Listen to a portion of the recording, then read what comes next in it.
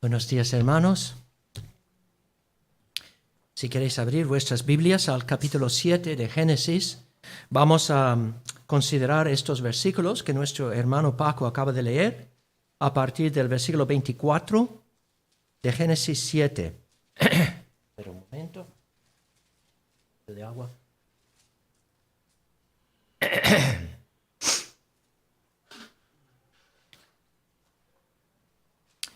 En la vida cristiana, una de las virtudes más importantes, sin duda, es la paciencia, la capacidad de esperar. Es una marca realmente de la madurez espiritual. Y en el pasaje que está delante de nosotros en esta mañana, vemos uno de los ejemplos más notables de la paciencia que se encuentra en el Antiguo Testamento, en la Biblia entera, y es la paciencia de Noé y de su familia esperando llegar a la nueva tierra que Dios estaba preparando para ellos, porque después de entrar en el arca y después de que Dios cerrara la puerta del arca, allí permanecieron más de un año. Imaginad, más de un año en esta enorme caja de madera que seguramente era un lugar bastante lúgubre cuando estaba totalmente cerrada y maloliente, quizá un poco claustrofóbico, pero no era un lugar cómodo. Esto está claro, ¿no? No era un lugar cómodo, pero allí tuvieron que permanecer más de un año.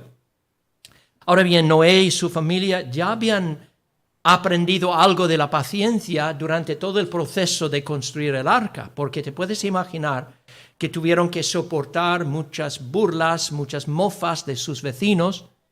¿Qué estáis haciendo? Construyendo una nave en tierra seca, pero perseveraron cerrando madera y construyendo el arca durante muchas décadas. Y aún después de entrar en el arca, tuvieron que permanecer ahí unos días antes de que Dios enviara el diluvio. Y se nos dice en el versículo 12 que cuando ya comenzó el diluvio, pues hubo lluvia sobre la tierra 40 días y 40 noches. O sea, lluvias torrenciales que duraron más de un mes. A lo mejor hemos experimentado en algún momento lluvias torrenciales que duraron un par de días, quizá como máximo 3 días, pero sin parar, lluvias torrenciales. Pero imaginad más de un mes, 40 días sin cesar, lluvias torrenciales. Y podemos imaginar la escena. Hay cosas que la Biblia no dice, pero leyendo entre líneas, podemos imaginar cómo era, ¿no? Sentados en el arca esperando que comenzara el diluvio, y ya en un momento empezaron a oír el sonido de lluvia en el techo, viento quizá fuera del arca, y después de varias horas de lluvia, quizá oyeron voces humanas clamando desesperadamente fuera del arca.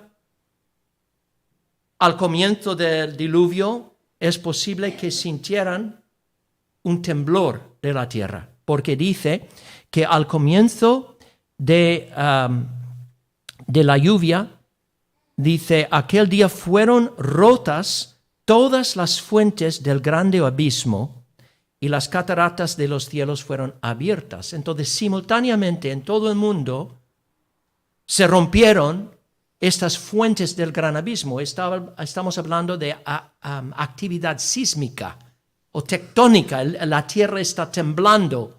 Ahí están abriéndose la corteza de la tierra para que saliera agua de debajo de la tierra. Y también seguramente magma caliente. O sea, la corteza de la tierra está experimentando una revolución. Entonces están sintiendo y oyendo, y en un momento dado sintieron el arca tambalearse con el movimiento de la inundación, hasta que se desprende de la tierra y está flotando libremente sobre la superficie de las aguas. Y ahí quedó, flotando sobre las aguas durante un año. Porque dice el versículo 17 que las lluvias torrenciales, esas lluvias, duraron 40 días. Fue el diluvio 40 días sobre la tierra. Las aguas crecieron y alzaron el arca y se elevó sobre la tierra. Entonces el arca está subiendo, hasta que toda la tierra está cubierta con agua. Y entonces allí se quedó flotando libremente sobre las olas turbulentas. Y te puedes imaginar lo extraño que fue esta experiencia para Noé y su familia. Y con este movimiento constante de agua, y seguramente también a medida que se fue inundando toda la tierra, hubo seguramente tsunamis cuando entraba el agua del mar, arrasando enormes cantidades de arena, de barro, de sedimentos del mar y de las costas, y depositando este sedimento sobre la tierra. ¿Quién sabe la destrucción que hubo? Pero sabemos de las Escrituras, porque la Biblia sí lo dice explícitamente, que fue un evento terrible, fue un evento que destruyó el mundo de entonces. Dice Pedro que el mundo de entonces pereció anegado en agua. Entonces, y después de estos 40 días de lluvias torrenciales, las aguas prevalecieron, es decir, siguieron sin disminuirse durante 150 días, o sea, 5 meses en total, que el agua permaneció sobre la tierra. ¿Suena imposible? Por supuesto es imposible si nos limitamos a pensar en el diluvio como si fuera un evento exclusivamente natural. O sea, un evento producido solamente por las fuerzas que hay en la naturaleza misma. Si nos limitamos a pensar de forma naturalista, entonces tenemos que decir, no, esto es imposible, eso no puede ocurrir. Lo que pasa es que con Dios no hay nada imposible. Es decir, este diluvio solo se puede explicar a la luz del infinito poder de Dios y su acción sobrenatural. O sea, no fue simplemente un evento natural. Tenemos que descartar esta idea. Porque, en primer lugar, para que hubiera un movimiento de la tierra y para que se abrieran todas las fuentes del gran abismo en todo el mundo simultáneamente, eso dependería de un acto sobrenatural de Dios. Nada natural va a provocar eso, sino la acción directa de Dios actuando sobre la tierra. Entonces, fue un evento real, pero un evento milagroso. Y la ciencia jamás va a poder explicar cómo sucedió. Y eso es una gran ofensa para los hombres del mundo moderno, porque creemos que todo se explica a través de la ciencia. Pues no. La ciencia puede explicar cosas de este mundo, pero no hay ni habrá jamás ninguna explicación de todo a través de la ciencia. ¿Y sabéis por qué? Porque la ciencia solamente puede estudiar lo natural y lo que se repite cada día. Procesos naturales, cotidianos, eso es lo que estudia la ciencia. La ciencia no estudia los milagros. La ciencia no tiene autoridad para decir sí o no a los milagros. Eso es algo que tenemos que recibir por fe. Y por fe en la autoridad de la palabra de Dios. En último término, yo creo en el diluvio porque creo en la autoridad de la palabra de Dios. Una palabra, os recuerdo, de la que Jesús dijo que no puede ser quebrantada. Una palabra inspirada. Ahora, en el versículo 24, cuando leemos, las aguas prevalecieron sobre la tierra 150 días. Este verbo prevalecer en otros textos de la Biblia es una palabra militar. Se refiere a un ejército triunfando en una batalla. Ese ejército prevalece en la batalla. Y esta imagen nos da a entender que el diluvio fue como, digamos, como si fuera un ejército que viniera contra el mundo para vencer el mundo. Fue el arma en la mano de Dios para vencer a un mundo rebelde que le había rechazado. Y por medio del diluvio, Dios venció.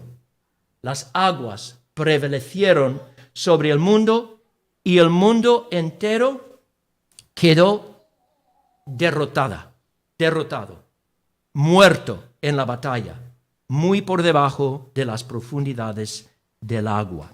Y después, Noé y su familia no podían hacer nada, sino solamente esperar.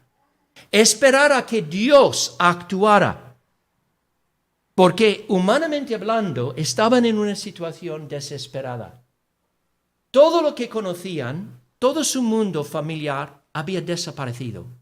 Sus vecinos, sus casas, las ciudades, la cultura, todo lo que conocían había completamente desaparecido y estaban flotando en un mundo de agua y no tenían ellos mismos el poder de hacer retroceder esta agua. O sea, eran como bebés en brazos de su mamá o de su papá. No podían hacer nada para controlar la situación. Pero luego leemos en el capítulo 8 cómo Dios mismo actuó para liberar a Noé y a su familia de esta situación desesperada. Y hay cuatro imágenes muy positivas que vemos en este capítulo 8, que son imágenes que saludaron los ojos de Noé, por decirlo así, que le llenó, ver todo eso le llenó de alegría. Que vio cuatro cosas. Primero vio las aguas retrocediendo, las montañas subiendo, dos pájaros liberados y el techo o el tejado del arca quitado. Entonces vamos a considerar el significado o la importancia de cada una de estas imágenes, empezando con las aguas retrocediendo. Leemos aquí que al final de los primeros 150 días, cuando parecía que el agua había triunfado para siempre sobre la tierra seca y jamás volvería a aparecer la tierra seca, pues empezó a comenzar un nuevo día. Las aguas comenzaron a disminuir. Continuaron disminuyendo hasta que el suelo estuvo completamente seco. Y cuando por fin Noé y su familia salen del arca, han estado en el arca un total de 361 días, o sea, 1 año y 1 semana, básicamente. El tiempo desde entrar hasta salir del arca. Y la gran pregunta es, ¿qué causó la disminución en el nivel del agua? La Biblia menciona 2 causas, aunque podría haber habido más. Pero la primera causa fue la voluntad de Dios. O sea, todo, en último término, se remonta a la voluntad soberana de Dios. Su fidelidad a sus promesas, su compromiso a su propio pueblo. Y dice en el capítulo 8, versículo 1, se acordó Dios de Noé y de todos los animales y de todas las bestias que estaban con él en el arca. E hizo pasar Dios un viento sobre la tierra y disminuyeron las aguas. Cuando la Biblia dice que Dios se acordó de Noé, no está diciendo que Dios es una persona que se olvida de cosas y, sí, es verdad que hay una familia ahí en el agua y tengo que rescatarlos, ¿no? Este lenguaje, acordarse, es un lenguaje que habla de la fidelidad de Dios. Está diciéndonos que Dios siempre se acuerda de sus promesas, que jamás va a fallar a cumplir las cosas que Él ha dicho de antemano. Si Él nos ha dado una promesa, podemos estar seguros que en el momento exacto, el momento idóneo, Él va a cumplir esta promesa. Y esta es una expresión que ocurre en muchas partes de la Biblia. Por ejemplo, en Éxodo, el libro del Éxodo, cuando los judíos están clamando a Dios en su esclavitud, leemos que se acordó de su pacto con Abraham, con Isaac y con Jacob, y miró Dios a los hijos de Israel y Dios los reconoció. Se acordó de su pacto. Hermanos, qué gratitud debemos sentir por eso, que Dios siempre se acuerda de su pacto. Jamás se va a olvidar de las promesas que nos ha hecho. Y aquí vemos que la misericordia de Dios, este es digamos, el gran motor que mueve la restauración del mundo entero, el amor de Dios hacia su pueblo. Pero luego el texto nos habla de los mecanismos que Dios usó para disminuir las aguas. Primero usó el viento. El viento, dice, e hizo pasar Dios un viento sobre la tierra y disminuyeron las aguas. Es interesante, esta palabra viento en hebreo es ruach. Y es una palabra que se puede traducir de varias maneras. A veces se traduce viento, pero también se puede traducir aliento o incluso espíritu. Y todo depende del contexto. Por ejemplo, en Génesis 1, cuando leemos en el segundo versículo, dice, y la tierra estaba desordenada y vacía, y las tinieblas estaban sobre la faz del abismo, y el Espíritu de Dios se movía sobre la faz de las aguas. La palabra ahí es ruach, el ruach de Dios. Entonces hay algunas versiones que dicen, y el viento de Dios se movía. Pero en el contexto, yo creo que la interpretación correcta es el Espíritu, porque es el Espíritu de Dios. Y la imagen es del Espíritu cerniéndose sobre las aguas del gran abismo, como una gallina, por ejemplo, se cierne o revoltea sobre sus polluelos, ¿no? Entonces, esta es la imagen de que el Espíritu de Dios, en medio de este paisaje totalmente vacío y muerto y sin vida, pues el Espíritu de Dios estaba ahí presente, listo para dar orden y para dar vida al mundo. Y es interesante porque en Génesis 8 tenemos un cuadro muy parecido a Génesis 1. En Génesis 1 el Espíritu de Dios está ahí sobre un mundo totalmente envuelto en agua. ¿Y qué es lo que encontramos en Génesis 8? Un mundo envuelto en agua. Y otra vez el ruach está ahí. Pero en este caso, yo creo que la traducción viento es la traducción correcta, porque estamos hablando del mecanismo que Dios usó para disminuir las aguas. Pero como dice un hombre, Henry Morris, que en realidad sería muy difícil creer que un viento solamente pudiera disminuir tanta agua, porque estamos hablando de una enorme cantidad de agua. O sea, es toda la tierra cubierta de agua. Dice Morris, el viento y la evaporación difícilmente podría explicar en sí misma más que una pequeña disminución del nivel del agua. De alguna manera debe haber habido un reordenamiento drástico de la topografía de la tierra.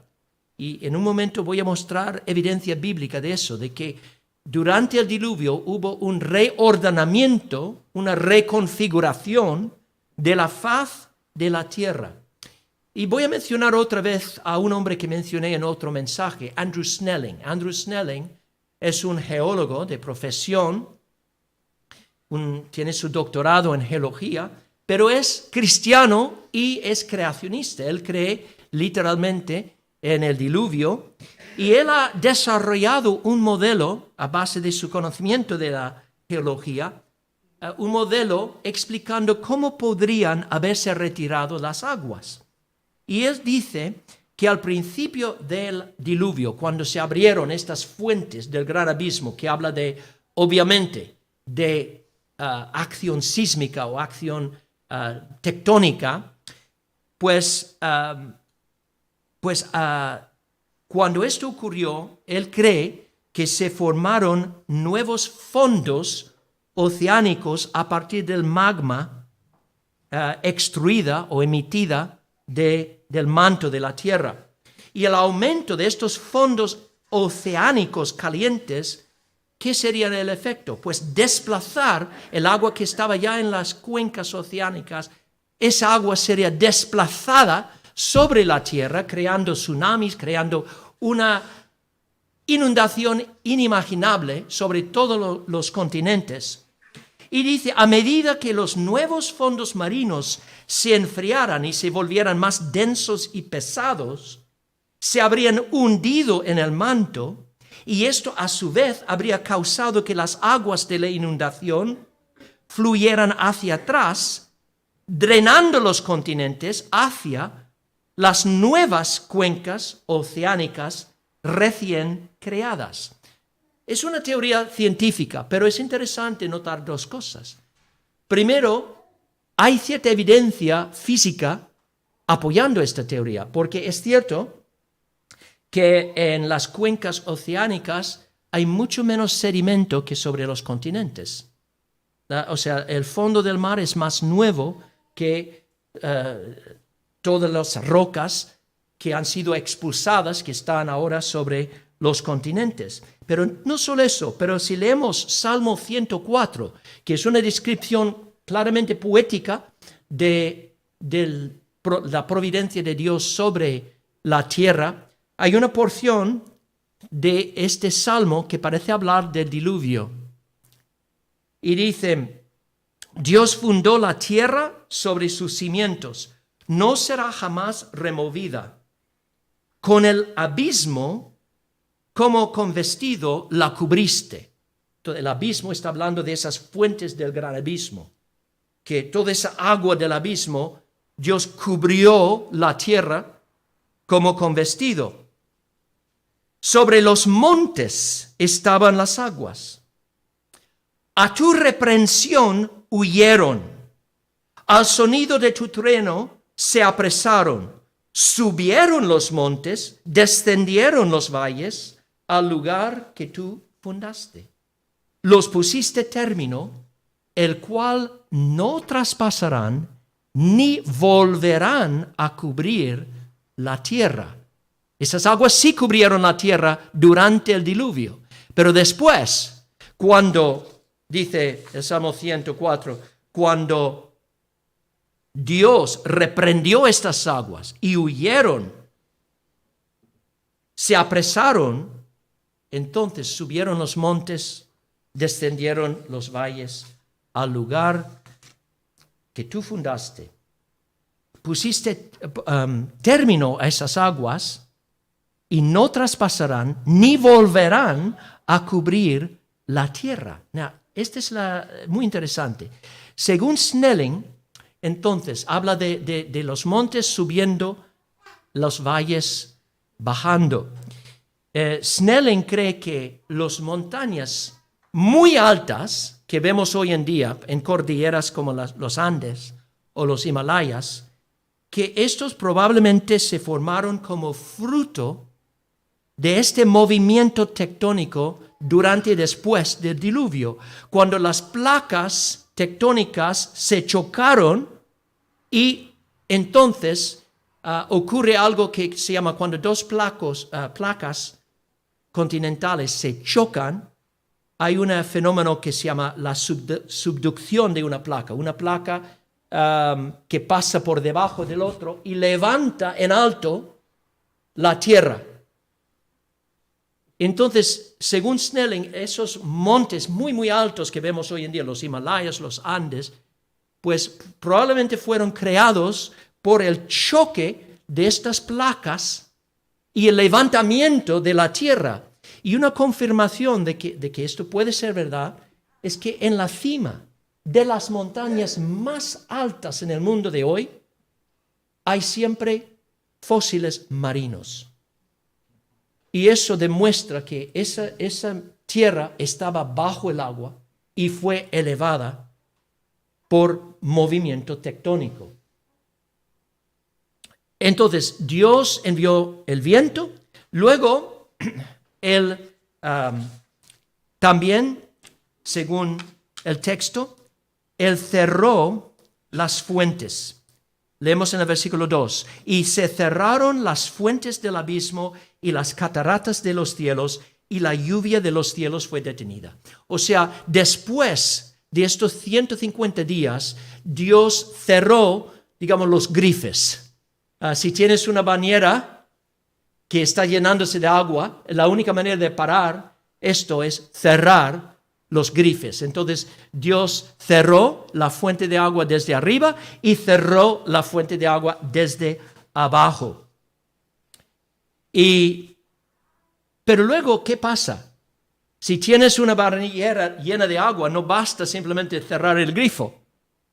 Hay que quitarle el tapón, ¿no? Entonces, voy a sugerir otra posibilidad, y es una posibilidad, pero con cierto apoyo bíblico. Que otra cosa que yo creo que Dios podría haber hecho y que concuerda con declaraciones bíblicas es que hizo volver el agua del gran abismo a las cámaras subterráneas de donde había procedido.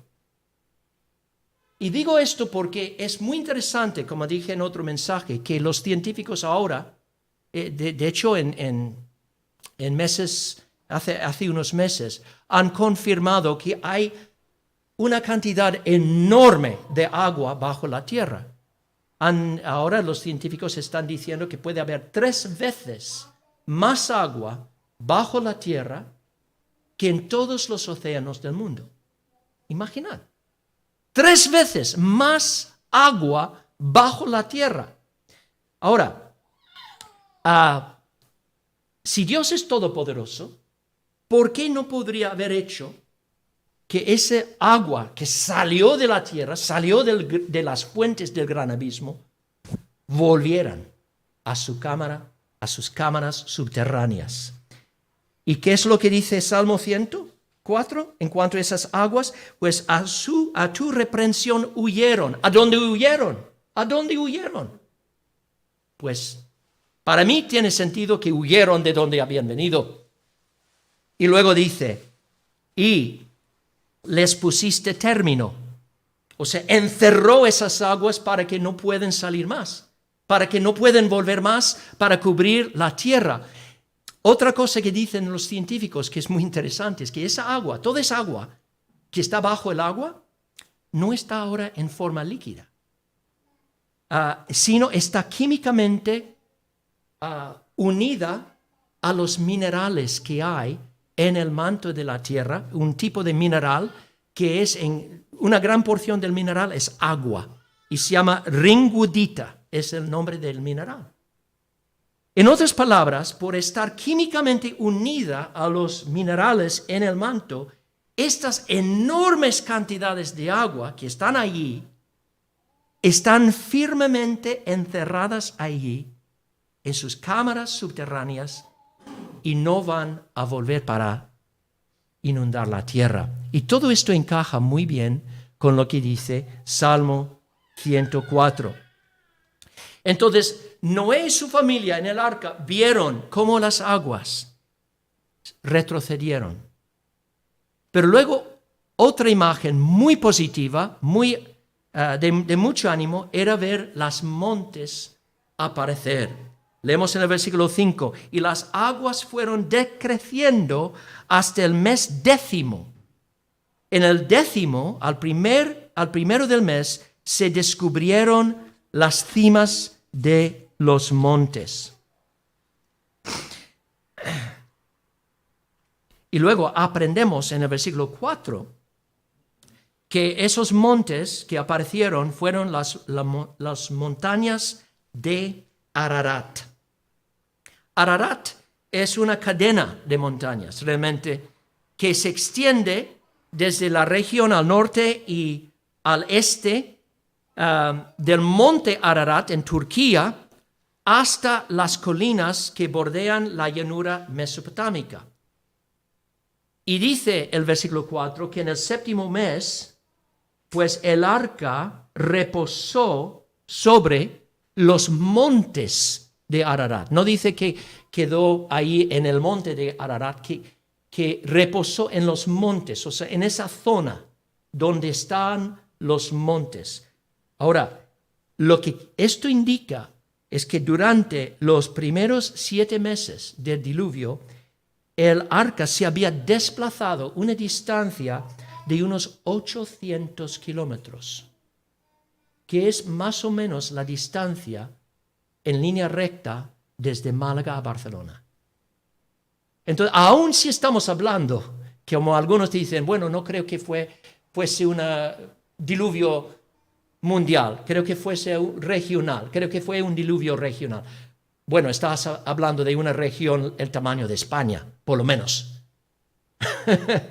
Entonces, porque estamos hablando de 800 kilómetros de distancia que esta arca atraviesa durante 7 meses. Vuelvo a decir, este es un milagro, hermanos. ¿Vamos a descartar los milagros? Porque no encajan en la ciencia. ¿Cuál es la base de tu fe? Es la palabra de Dios. Tenemos que creer lo que Dios dice. Entonces, el arca quedó sobre los montes de Ararat. Y allí quedaron. Pero, curiosamente, el arca permaneció 2 meses más, pues hasta que las cimas de estas montañas se hicieron visibles.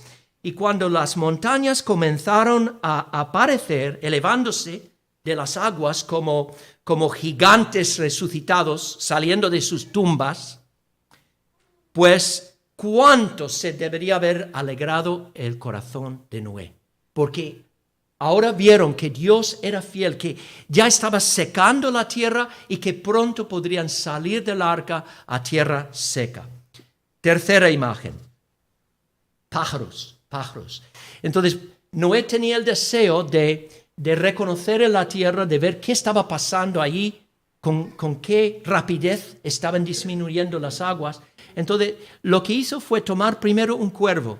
Un cuervo es un animal inmundo, según la ley de Moisés, porque es un animal que come carroña, es un carroñero. Entonces, ese ave, pues Noé lo soltó, entonces el cuervo fue volando sobre el agua y encontró mucha comida, porque como es un carroñero, pues no le disgusta comer cadáveres podridos, ¿no? Entonces había seguramente muchos animales, muchos cuerpos de peces, etcétera, pudriéndose en las aguas, flotando en las aguas. Entonces el cuervo se alimentó de esos cuerpos y a veces paraba quizá en madera flotante o esteras flotantes de vegetación, pero regresaba de vez en cuando al arca, no para entrar, sino solamente para reposar y luego salir a volar más y comer más de esa asquerosidad ahí en el agua. Entonces, Noé no aprendió mucho sobre lo que estaba pasando en el mundo por el vuelo de este cuervo, por lo cual envió otro ave, otro pájaro, una paloma. Y la paloma, en la ley de Moisés, es un animal limpio, porque no come carroña. Entonces, ¿cómo respondió la paloma al mundo a su alrededor, pues no encontró nada para comer.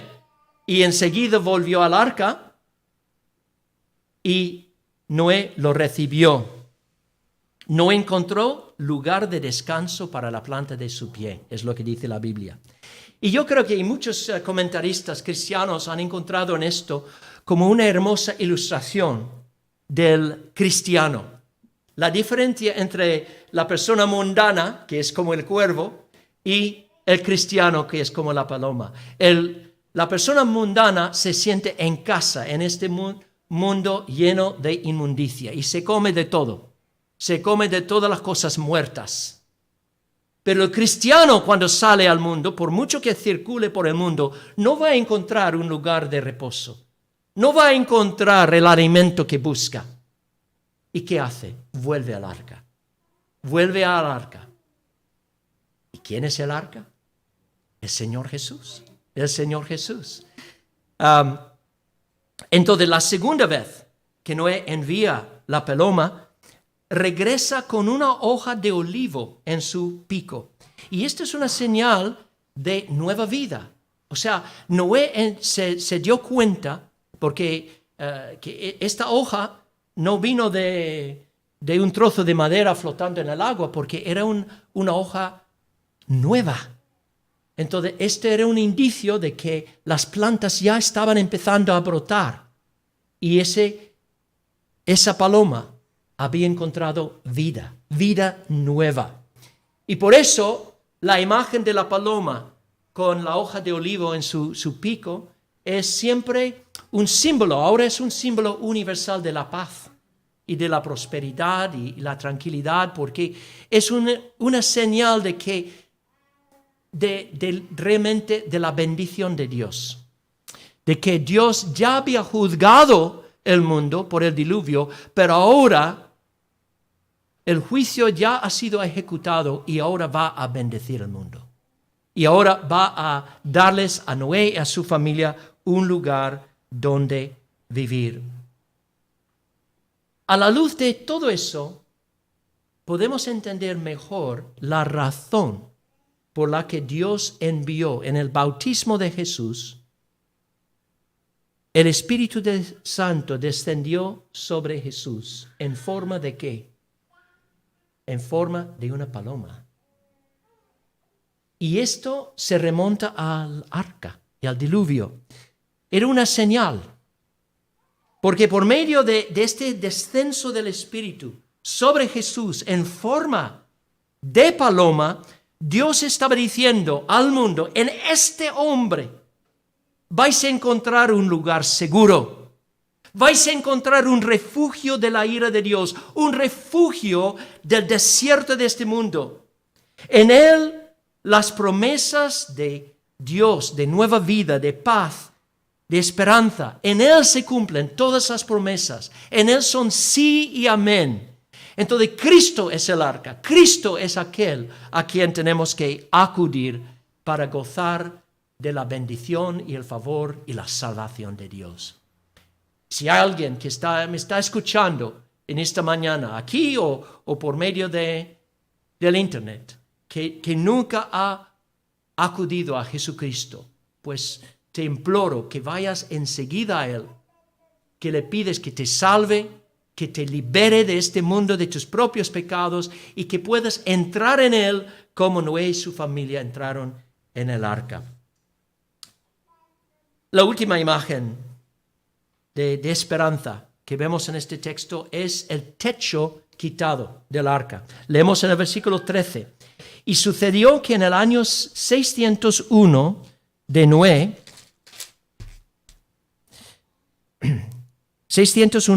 en el mes primero, el día primero del mes, las aguas se secaron sobre la tierra. Y quitó Noé la cubierta del arca y miró, y aquí que la faz de la tierra estaba seca.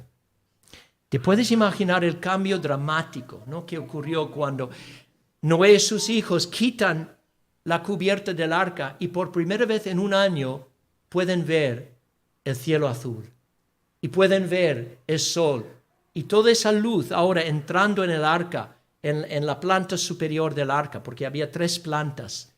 Y todos los animales mirando con asombro a la luz del cielo, sintiendo la brisa fresca del mar entrando en el arca.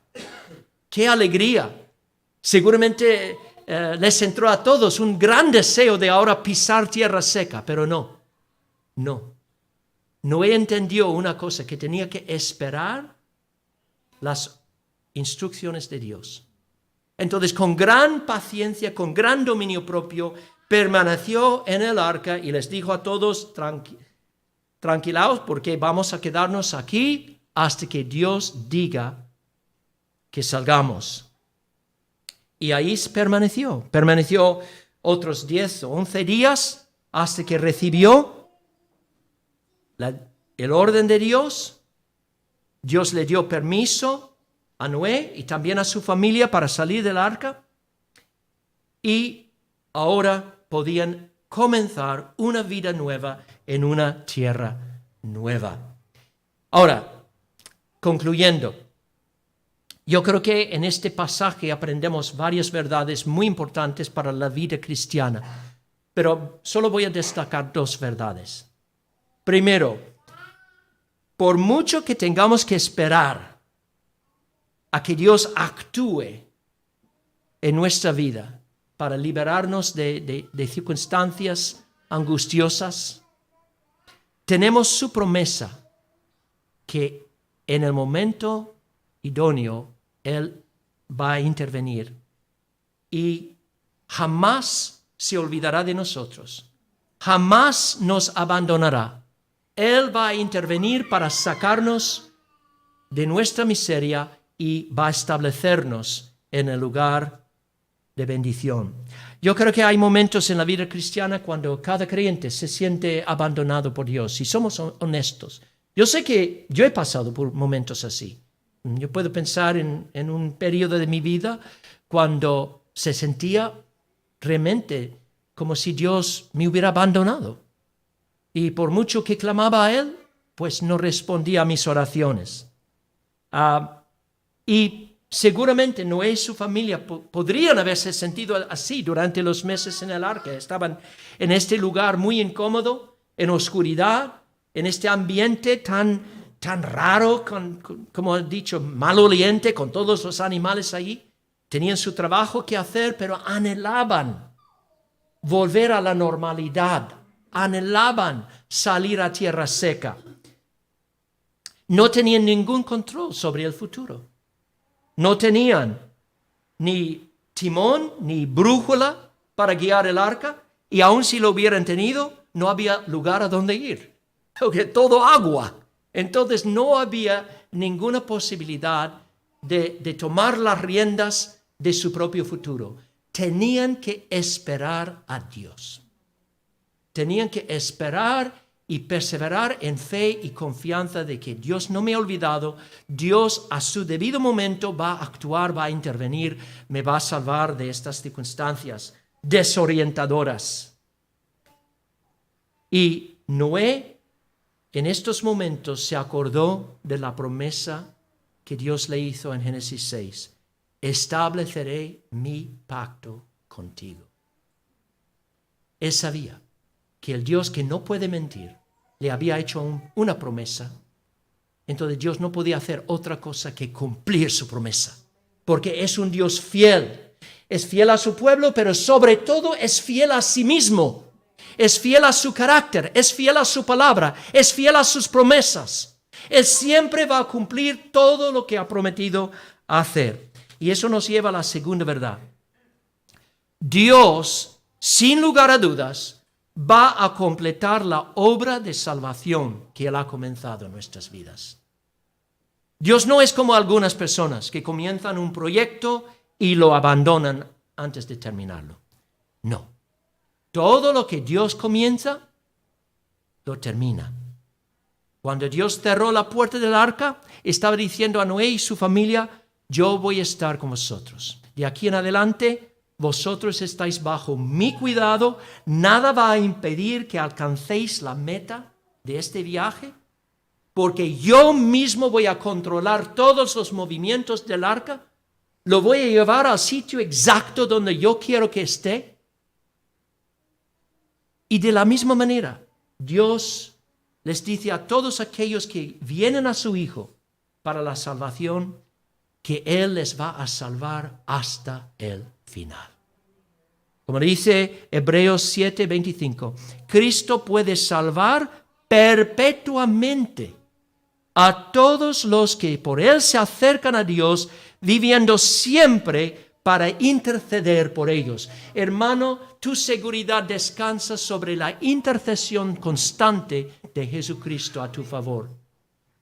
Debido a su intercesión, tu fe no te va a fallar. Dios te va a sostener en tiempos buenos y en tiempos malos. Él va a sostener tu fe, Él va a alimentar tu fe, Él te va a llevar de este mundo a un nuevo mundo. La gran pregunta es si estás en Jesucristo o no. Porque solamente los que estaban en el arca tenían permiso para entrar en el nuevo mundo. Todos los demás, todo fuera del arca, todo pereció. Y así será en el día final de la historia. Solamente los que están en Cristo van a poder pasar de este mundo al mundo venidero para vivir siempre con Dios. Fuera de Cristo no hay salvación. Fuera de Cristo hay destrucción eterna. Pero si hemos sido unidos a Cristo por la fe, ya pertenecemos a la nueva creación de Dios, porque ya somos nuevas criaturas. Somos nuevas criaturas viviendo temporalmente en la antigua creación, esperando el día cuando Dios creará nuevos cielos y nueva tierra en los que dominan y prevalecen y moran la justicia.